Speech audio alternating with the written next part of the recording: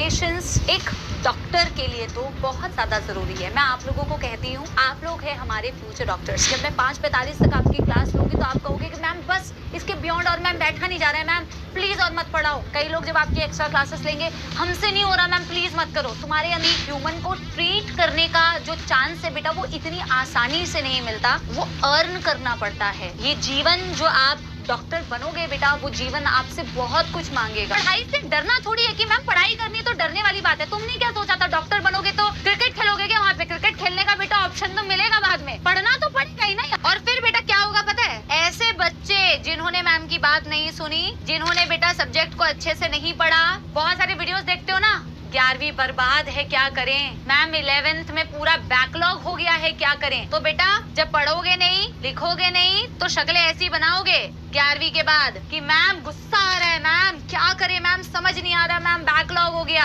तुम्हारी शक्लें ऐसी बन जाएगी। और फिर बेटा गुस्सा करने से कोई फायदा तो है नहीं। फिर तुम आओगे बेटा लाइन पे, फिर तुम आओगे धरती पे, कहोगे अब जो बात गई सो बीत गई, बीत गई सो बात गई। फिर तुम आओगे 12वीं में तो तुम ऐसे सपोले बनोगे, फिर से इनोसेंट बन जाओगे कि मैम अब पढ़ा दो, मैम अब हम कोई गलती नहीं करेंगे, मैम प्रॉमिस करते हैं 12वीं में कोई गलती नहीं करेंगे। और फिर बेटा जब तुम अच्छे से पढ़ोगे लिखोगे तो बेटा मेडिकल कॉलेज में ऐसे एप्रन पहन के तुम मेडिकल कॉलेज पहुंच जाओगे। तो एनीवे तुम बड़े बेटा बेहतरीन डॉक्टर बन जाओगे। तो ये सपोला आर्मी का पूरा सफर है बेटा, जो मैंने दिखाने की कोशिश की है। लेकिन अगर बेटा तुम्हें इस छोटू से पिद्दू से सपोले से ना ऐसे डॉक्टर वाला सपोला बनना है तो थ्रू आउट द सेशन कुछ चीजों का ध्यान रखना है, जो बार बार हर बार कई सारे टीचर्स आपको बता चुके हैं बेटा। और वो बात है patience, discipline, hard work and consistency. Patience एक डॉक्टर के लिए तो बहुत ज्यादा जरूरी है। मैं आप लोगों को कहती हूँ, आप लोग हैं हमारे फ्यूचर डॉक्टर्स,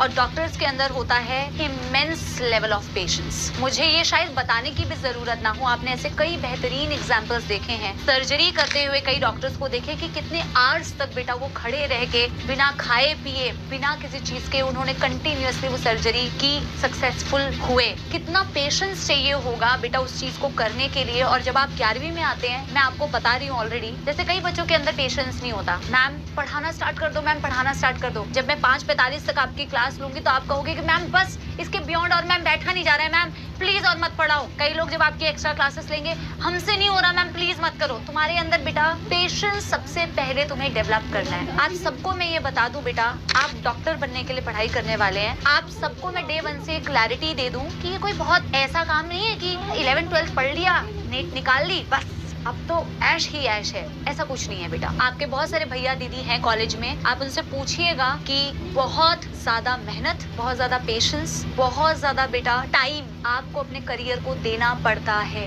बहुत सारी चीजें छोड़नी पड़ती है, तब जाके एक आम इंसान डॉक्टर बन पाता है बेटा। तो ये जो एप्रन है, ये इतनी आसानी से नहीं मिलता। किसी ह्यूमन को ट्रीट करने का जो चांस है बेटा, वो इतनी आसानी से नहीं मिलता, वो अर्न करना पड़ता है। ये जीवन जो आप डॉक्टर बनोगे बेटा, वो जीवन आपसे बहुत कुछ मांगेगा। तो ऐसे सारे स्टूडेंट्स बेटा जो इस मेंटालिटी के साथ आए हैं ना कि नहीं 2 ही साल की तो पढ़ाई है, फिर तो मौज ही मौज है, इस मेंटालिटी के साथ आप मत आइए बेटा। मैं आपको पहले से ये बता रही हूँ, और ये डरा नहीं रही हूँ बेटा, ये बताना बहुत जरूरी है, क्योंकि कई बच्चे ये अवेयर ही नहीं होते हैं कि आपको आगे भी बहुत पढ़ाई करनी है। और पढ़ाई से डरना थोड़ी है कि मैम पढ़ाई करनी है तो डरने वाली बात है। तुमने क्या सोचा था डॉक्टर बनोगे तो क्रिकेट खेलोगे क्या? वहाँ पे क्रिकेट खेलने का बेटा ऑप्शन तो मिलेगा बाद में, पढ़ना तो पड़ेगा ही ना यार। पढ़ने के साथ साथ बहुत सारी चीजें कर सकते हो, बट ये नहीं कह सकते कि बस बेटा 10th का बोर्ड निकाल ले, 12th का बोर्ड निकाल ले फिर लाइफ सेट है, नीट निकाल ले फिर लाइफ सेट है। ऐसा नहीं है बेटा, लाइफ तो सेट होगी होगी, और आप शायद कई लोगों की लाइफ सेट कर रहे होगे। तो बहुत ज्यादा पेशेंस आपको चाहिए होगा बेटा,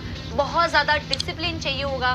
मैं खुद बेटा आर्मी फैमिली से बिलोंग करती हूँ, और मैंने भी अपनी लाइफ में डिसिप्लिन, मुझे बहुत ज्यादा मतलब मैंने अपनी लाइफ में इस चीज को इनकलकेट किया है, और मैं चाहती हूँ आप लोग भी। मैं कोशिश करती हूँ कि मेरे कोई भी काम जो मुझे पूरे दिन भर में करना है, मैं उसे पूरे टाइम लाइन होती है मेरी, मैं उसी से स्टिक करके काम करना पसंद करती हूँ। और मैं बहुत उस चीज को बेटा मैं फील करती हूँ कि उस चीज ने मुझे मेरे करियर में बहुत हेल्प किया है। मैं जेन्युइनली बता रही हूँ, मेरा डिसिप्लिन होना एक बहुत एडेड एडवांटेज मुझे देता है। मुझे ऐसा फील होता है मेरे जीवन में। तो आप अगर डिसिप्लिन रहेंगे तो आप हमेशा बेटा एक लेवल, एक सीढ़ी हमेशा ऊपर रहेंगे। तो आप हमेशा बेटा डिसिप्लिन से हर काम को करना, आप हार्डवर्क करना कभी मत छोड़ना।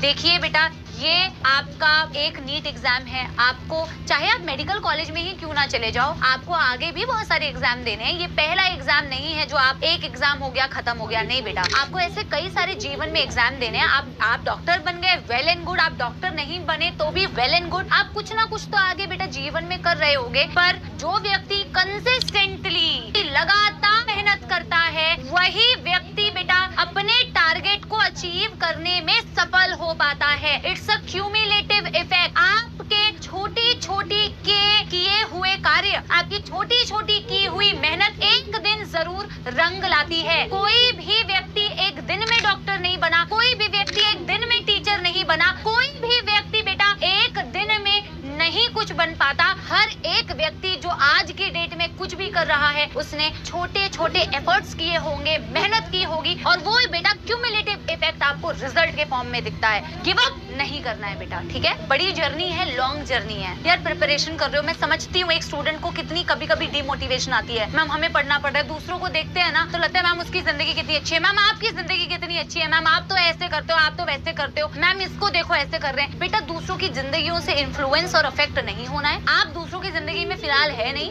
आप 11वीं में हैं। आपकी फिलहाल की जिंदगी आपसे डिमांड करती है कि आप पढ़ाई अच्छे से करो। जब आप पढ़ाई अच्छे से करोगे तो शायद आप वो जिंदगी जी पाओगे जो शायद आज आपको इच्छा हो रही है वो चीज करने की। तो दूसरों की जिंदगी से इस तरीके से नेगेटिवली अपने आप को इन्फ्लुएंस नहीं होने देना बेटा। टाइम वेस्ट नहीं करना है और बेटा डिस्ट्रैक्ट नहीं होना है और पढ़ते जाना है। इसी बात के साथ में यस, चलिए जी शुरू करें क्या बेटा। यस, जूलॉजी की कितनी कॉपी होनी चाहिए? अभी फिलहाल तो बेटा एक ही कॉपी होनी चाहिए, क्योंकि हम बहुत ही फ्लो चार्ट्स के फॉर्म में, डायग्राम्स के फॉर्म में और शॉर्ट नोट्स पॉइंट्स के फॉर्म में बेटा हम चैप्टर को पढ़ेंगे, हम सब्जेक्ट को पढ़ेंगे। तो आपको चिंता करने की जरूरत नहीं है। तो क्या मेरी सपोर्ट आर्मी रेडी है? तो एक बारी मुझे बता दीजिए, are you guys with full जोश एंड एनर्जी? क्या आप मुझे बेटा वादा करते हैं 8 अप्रैल 2024 को कि हम आज के दिन से, अब से, इसी वक्त से बिल्कुल भी टाइम वेस्ट नहीं करेंगे? मैम हम कोशिश करेंगे कि हम जो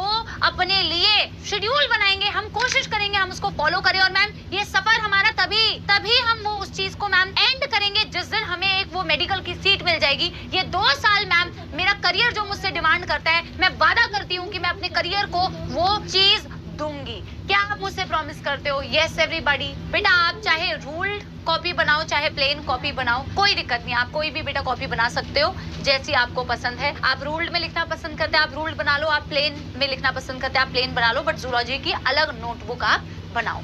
बहुत शानदार।